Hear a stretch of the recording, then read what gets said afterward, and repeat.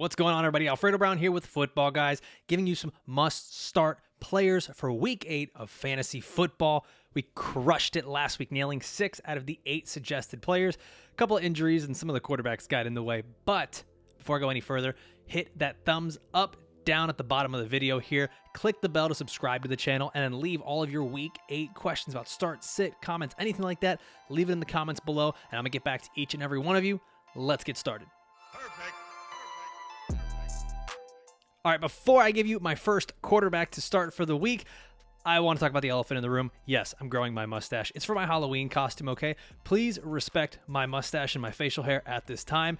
Do not leave me demeaning marks in the comments, okay? It will hurt my feelings. Let's get to the first quarterback, and it is Daniel Jones of the New York Giants going up against the Seattle Seahawks.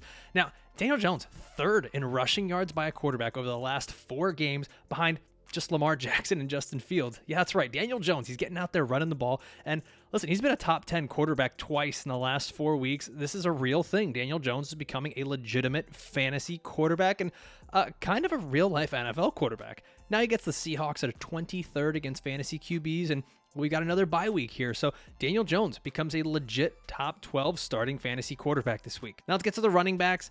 As an RB1 this week, I really like Raheem Mostert of the Miami Dolphins going up against the Detroit Lions. Listen, Mostert has had at least 14 carries in 4 straight games, so you know he's getting the volume. Chase Edmonds is basically non-existent. Now, Mostert's also averaging nearly 5 yards per carry, so you're talking about a guy that, at minimum, should be giving you, on average, at least 70 rushing yards, so you know he's always going to be near that double digits for fantasy purposes. And now, he's actually becoming part of the passing game. He had 4 receptions last week against the Pittsburgh Steelers, and overall, Mostert's actually been a top 15 running back twice in the last 3 weeks. So yeah, he's a really relevant running back, and the shot of him being an RB1 this week is pretty good. He's going up against one of the easiest opponents in the league, and it's actually the Dolphins' easiest opponent of the season in terms of fantasy rushing. It's the Detroit Lions. They are the second worst team against fantasy running back, so fire up Raheem Mostert as an RB1 in your fantasy lineups. The next running back I want to take a look at here is Devin Singletary of the Buffalo Bills going up against the Green Bay Packers, and man, he's got all the makings to be a good fantasy RB2 this week. He's averaging 4.5 receptions per game over the last 4 weeks, so he's getting involved in that passing game, and well, he's been a top 24 running back in 3 of the last 4 weeks, so it's not really that bold of a call to say that he's going to be an RB2 this week. Packers are 24th against fantasy running backs, and the Bills have actually had a whole bye week to just put the game plan together. So Devin Singletary going up against this bad Packers defense. He's getting involved in various facets of the game. I like him as an easy RB2 in Week 8. Next running back I want to take a look at here is Deonte Foreman of the Carolina Panthers. He's going up against the Atlanta Falcons, and everything that I'm going to be mentioning here with Foreman is not so much on past performance or anything like that. It's all based on the volume, purely dependent on if the Panthers are going to be without Chuba Hubbard. Okay, he was in DNP, did not practice for Wednesday and Thursday. That likely means he will not be playing this Sunday going up against the Atlanta Falcons, okay? Falcons are 23rd against fantasy running backs, and, well, just to understand the kind of dump-off passes he's going to be getting and the type of volume he's going to be getting, it's really hard to turn your nose up at that. In this economy, without good running backs, Deonte Foreman becomes an easy RB3 in Week 8 against the Atlanta Falcons. Now, at the wide receiver position, man, a pretty good wide receiver 1. I don't think a lot of us were saying this before the season, but now Chris Olave has become a locked and loaded top 15, top 17 wide receiver every single week. And this week, I think he could be top 12 in PPR formats, going up against the Las Vegas Raiders. Last week, he was targeted 14 times. That is absolutely ridiculous. That's a 30% target share in that game, and it's not like it's a one-off thing. He's been doing it week after week after week. He's finished as a top 18 wide receiver in PPR in each of his last 4 games, okay? Chris Olave right now, definitely in the running to be the Rookie of the Year. We'll see how that all goes, but he's going up against a Raiders defense that is 24th against opposing fantasy wide receivers, so Chris Olave needs to be locked and loaded in your lineups as a wide receiver 1 this week. All right, my wide receiver 2 for this week, Brandon Cooks going up against the Tennessee Titans. Now, Nico Collins is out this week with a groin injury. The Titans are 31st against fantasy wide receivers.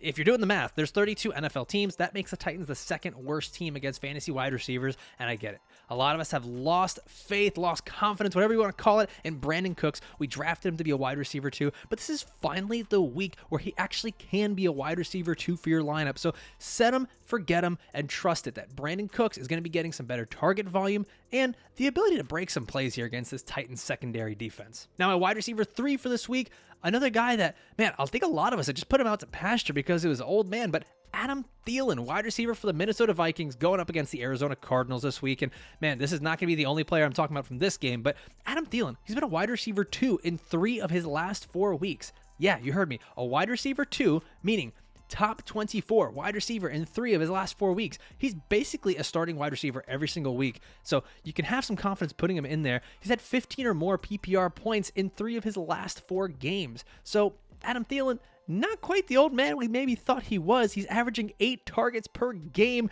this season, and listen, the volume is there. We're seeing it. Touchdowns have actually been there too. The Cardinals are last in yards after catch per reception, so a guy like Adam Thielen who's getting the volume and still has a little bit of ability to make some moves out there on the field, he becomes a locked and loaded wide receiver 3 or even better this week, so start Adam Thielen with confidence in Week 8 against the Arizona Cardinals. All right, the tight end I want to talk to you about is not Taysom Hill, okay? I get it. There's not a lot of good tight ends, but everyone's just going to keep saying, start Taysom Hill because he can give you 40 points. Let me give you a real guy, okay? Irv Smith Jr. of the Minnesota Vikings going up against the Arizona Cardinals. I told you, I'd be giving you another player from this game, and as good as the situation is for Jefferson and Thielen over there going up against the Arizona Cardinals, Irv Smith at the tight end spot has a really good matchup this week. Now, Irv Smith Jr., he's had 4 or more targets in 4 of his last 5 games. The Cardinals are 31st against the tight end position in fantasy football, and they've actually allowed the most receptions and touchdowns to the tight end position in the entire NFL. They've given up 6 touchdowns in 7 games to opposing tight ends. So Irv Smith Jr., a guy who's going to get some decent volume, gives you some really good touchdown upside in a position where really there's not a whole lot of starters. Injuries are taking out guys like David Njoku, and bye weeks are making us lose our players. So Irv Smith Jr. is a guy that you can plug into your lineup with confidence this week, and I think he's going to give you some high upside at the tight end position. Good luck in Week 8, everybody. Go get that W. I'll see you next week.